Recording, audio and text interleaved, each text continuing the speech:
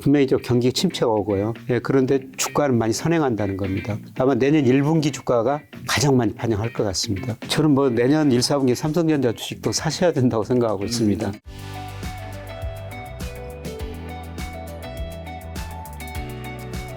자, 교수님 올해도 벌써 이제 다 갔잖아요. 예. 영상이 거의 연말 이제 마지막쯤에 올라가고 할 건데 2022년이 사실 투자자들한테 굉장히 어려운 한 해였는데 교수님한테는 또 어떤 한 해였는지 굉장히 궁금하네요, 저는. 예, 투자자한테 어려운 한 해였고요. 예, 저는 올 한 해 사람들이 제 견해를 좀 많이 찾아주셨던 것 같습니다. 유튜브 재테크계에서 예. 이제 탑 상단에 엄청난 이제 3하늘듯이 조회수가 엄청 다 잘 나오시는. 예, 작년에 뭐 코스피가 3,000 넘었을 때 올해 그 2,200까지 떨어질 수 있다. 네네. 예, 그렇게 전망을 했었는데 실제로 2,134까지인가 떨어져가지고요. 그렇죠.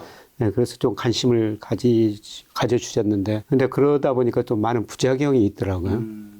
일부 사람들이 제 이름을 동용해가지고 네네. 뭐 단톡방 같은 거 만들어가지고 어저께도 학교로 두 분이 전화를 하셨는데 거의 가입하셔가지고 그분이 추천한 주식을 샀다는 겁니다. 그 사칭하는 계정 같은 것들. 예. 네. 그래가지고 많은 금액을 손해봤는데 뭐 저를 탓하는데 아, 저도 좀 답답하시더라고요. 그래서 경찰에 신고했더니 그거는 뭐 제가 신고할 사항이 아니고 그 피해를 보신 분이 신고해야 된다. 경찰서에서 그런 이야기를 그게 하더라고요. 쉽지가 않다 하더라고. 그 예. 신고하더라도 또 다른 데서 또 만들고 예, 또 또 계속 만들고 그래서. 예. 예, 계속 올 한 해 정말 그런 경우가 여러 번 있어가지고요. 네. 사실 저는 뭐 종목도 잘 모르고 네. 뭐 종목 추천을 안 하거든요. 네. 예, 그런데 그런 사이트가 생겨가지고 네. 종목 추천을 많이 하는 모양입니다. 예. 그래서 교수님께서 절대 그런 거 안 하시니까 여러분도 혹시나 그런 거 추천하는 사이트가 있다면 거기는 잘못된 사이트다. 예, 맞습니다. 네. 예, 예. 자, 그러면 이제 교수님께서 2022년 좀 주식시장 돌아봤을 때 기억에 남았던 현상과 그리고 그로부터 혹시 얻으신 교훈은 어떤 게 있으실까요, 그러면? 예, 저는 뭐 투자하실 때 꼭 두 가지는 꼭 보셔야 된다. 개인 투자자들도. 예, 제가 늘 강조하는 선행지수 순환변동치. 예, 그게 2021년 6월 정점 치고 꺾였거든요. 네. 예, 그리고 유동성도 그 이전에 꺾였어요. 그래서 이런 거시경제 흐름, 선행지수하고 유동성 지표는 꼭 보시면은 사실 올해 주식 투자 비중을 많이 줄이실 수가 있었죠. 네. 지나가 보니까 이런 지표들이 아마 저도 다시 그 중요하다는 걸 깨달았고요. 네. 아마 그 투자자 여러분들도 예, 깨달으신 것 같습니다. 예, 그래서 올해 제가 특별히 좀 바빴던 것 같습니다. 예. 올해 같은 장에서 교수님 보셨을 때는 고수와 그 하수의 어떻게 보면 실력 차이가 좀 있었는지도 궁금하고 차이가 있다면 좀 무엇이었을까요? 어쨌든 마이너스는 고수나 하수나 마찬가지였을 것 같긴 한데 저는. 고수는 마이너스 안 하죠. 아, 그런가요? 예, 뭐 제가 고수라는 의미가 아닌데요. 네. 예, 저는 올해도 수익률이 플러스거든요. 아, 진짜요? 예, 지수보다 나은 게 아니라 그냥 플러스라고요? 예, 절대 수익이 저는 뭐 주가가 많이 안 좋을 거로 보기 때문에 최소한 그 방어 정책 대책을 마련했고요. 네. 예, 특히 그 인버스 ETF라는 게 있거든요. 네, 네, 인버스 ETF는 주가가 떨어질 때 돈을 버는 거니까 네. 예, 그런 거로 어느 정도 뭐 방어할 수 있고 수익률도 낼 수가 있었죠. 네. 주시장이 좋건 나쁘건 다양한 거 ETF 같은 이런 금융 상품들이 있으니까요. 네. 뭐 대응할 수가 있거든요. 사실 올해 코스닥이 러시아 주가 다음으로 많이 떨어졌더라고요. 세계에서 제일 많이 떨어졌습니다. 진짜요? 예, 전쟁난 러시아 주가 그리고 코스피도 세계 평균보다는 훨씬 더 많이 떨어졌죠. 네. 근데 이러한 상황에서도 뭐 거시경제 변수나 이게 유동성 이 두 가지만 보면은 리스크 관리를 할 수가 있다는 겁니다. 네. 그래서 저는 투자라는 거는 늘 말씀드립니다만은 리스크하고 네. 수익률의 적절한 조합이다. 그러니까 올해 같은 경우는 리스크 관리를 철저히 하셨어야죠. 네. 예. 나중에 말씀드릴 기회가 있습니다만은 이제는 그 리스크보다는 내년 1분기부터는 저는 수익률에 더 집중을 하실 시기가 오고 있다. 이렇게 지금 보고 있습니다. 자, 그러면 이제 코스피가 오늘 이제 굉장히 좀 폭락을 해서 2200 후반대인 것 같고 코스닥도 좀 그런 것 같은데 현재 한국 증시 어떻게 좀 점검해 주신다면 어떻게 보실까요? 방금 전에 말씀드렸습니다만은 뭐 러시아 주가 다음으로 코스닥이 제일 많이 떨어졌고 세계에서 네. 예, 그다음에 세계 평균 주가가 한 15%가량 떨어졌거든요. 세계 주가 지수가. 근데 우리 코스피는 거의 25%가량 떨어졌으니까 네. 우리 주가가 절대적으로 세계 다른 나라 주가보다 더 많이 떨어졌죠. 네. 근데 우리 주가가 이렇게 많이 떨어진 거는 여러 가지 이유가 있습니다만 가장 중요한 거는 우리 경제가 수출 의존도가 높기 때문에 네.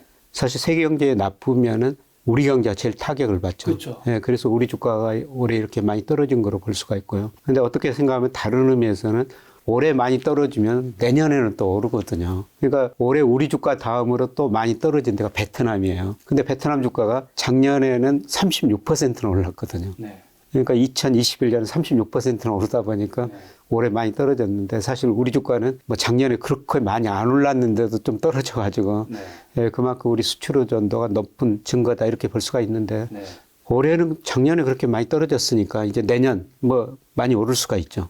예. 근데 지금 제가 알고 있기로 우리나라 한국 수출 둔화 움직임이 심상치 않다고 하는데 내년에 수출이 계속 안 좋아지면 이 주가도 계속 안 좋아질 수도 있는 거 아닐까요, 혹시? 올해는 그냥 미국의 인플레이션, 우리 인플레이션 거기에 따라 금리 인상인데요. 내년에는 그 경기 침체가 아마 하두가 될 겁니다. 분명히 저 경기 침체가 오고요. 예, 그런데 주가는 많이 선행한다는 겁니다. 그래서 지금 수출도 안 되고 소비도 안 되고 투자도 별로 안 되거든요. 그렇죠. 예, 그래서 내년 상반기 경제는 전 세계 경제, 우리 경제 침체에 빠질 텐데요. 지금 주가가 많이 반영해 가고 있는데 아마 내년 1분기 주가가 가장 많이 반영할 것 같습니다. 예, 그래서 제가 계속 내년 그 1분기에 주식 이걸 좀 많이 사십시다.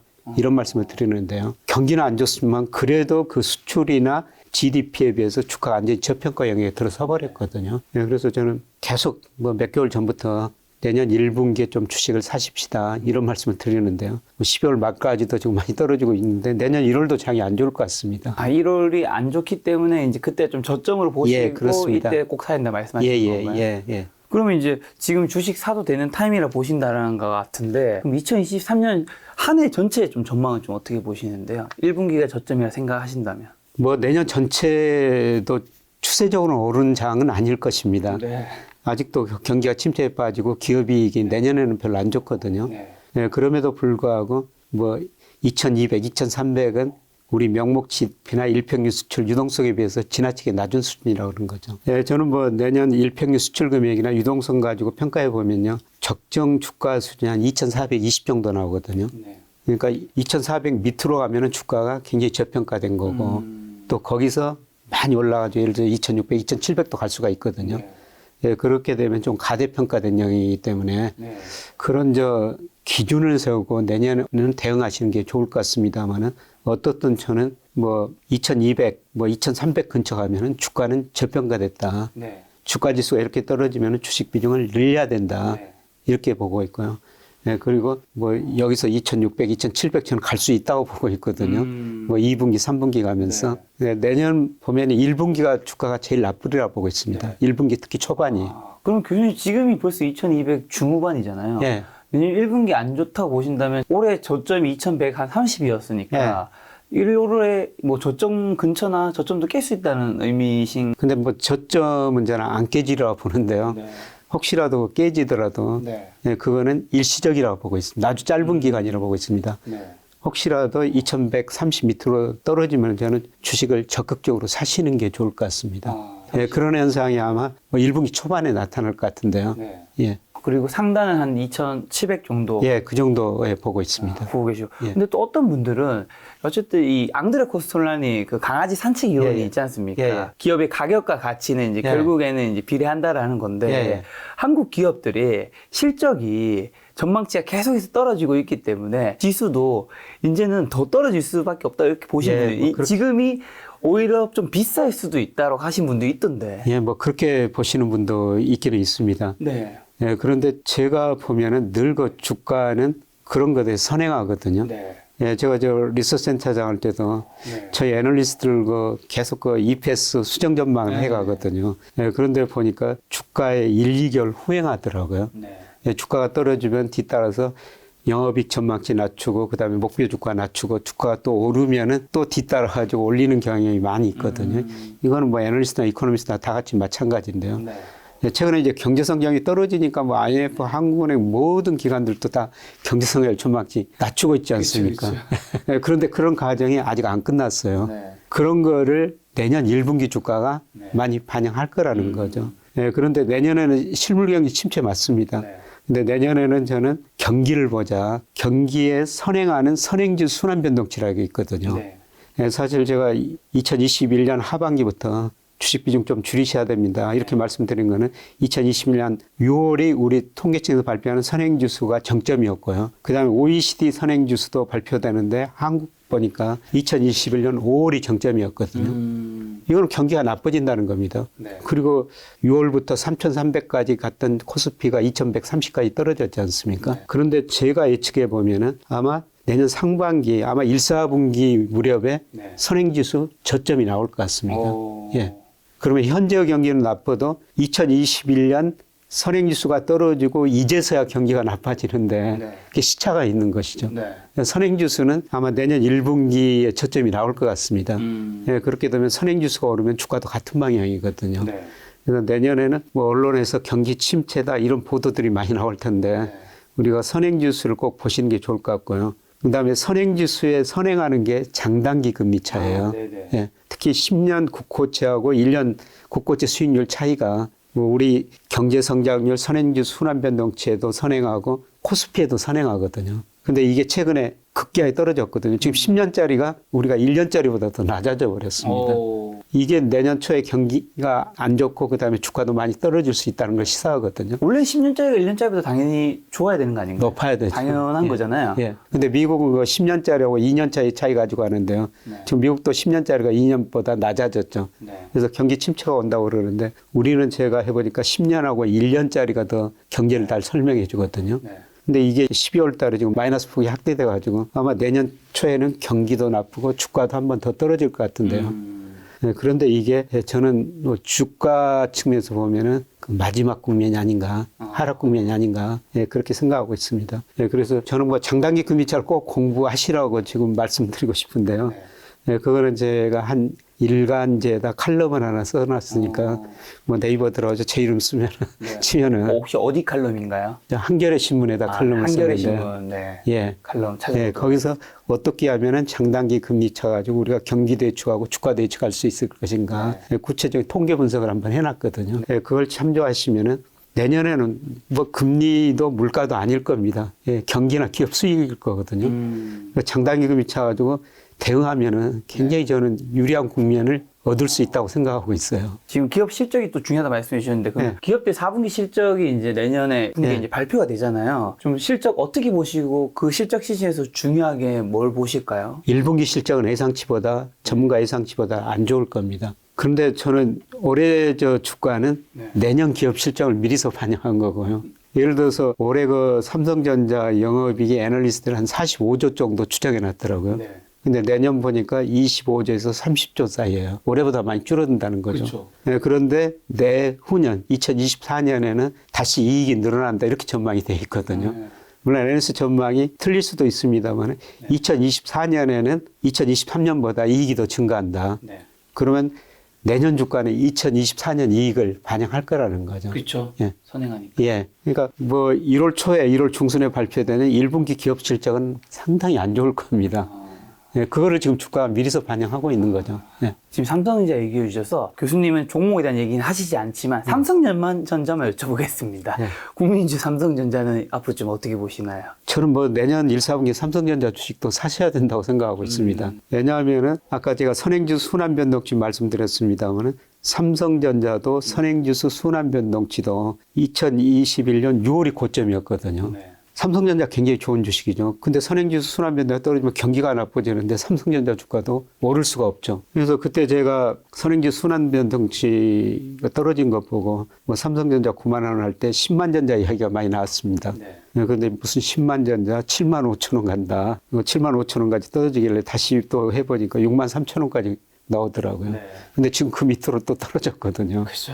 네, 그런데 아까 말씀드렸던 것처럼 선행지수 순환변동치가 내년 1, 4분기 어느 시점에서 저점이 나올 거라는 거죠. 네, 그러면은 삼성전자 주가도 같이 오를 거라는 겁니다. 네, 그래서 저는 뭐 내년 1, 4분기 삼성전자 주식도 사셔야 된다고 보고 있습니다. 2023년 유망 섹터는 좀 어디라고 보실까요? 저는 뭐 반도체라고 보고 있고요. 네. 예, 충분히 반영됐다. 예, 그리고 지금 2차 전지 주가가 엄청 올랐다가 많이 떨어지고 있는데요. 예, 저는 장기 성장 추세에서 지금 진통이라고 보고 있습니다. 네. 이 역시 2차 전지 관련주도 1분기에 사시는 게 좋을 것 같고요. 예, 그 다음에 제가 조금 더 관심을 가지고 있는 게 조선업종 주가예요.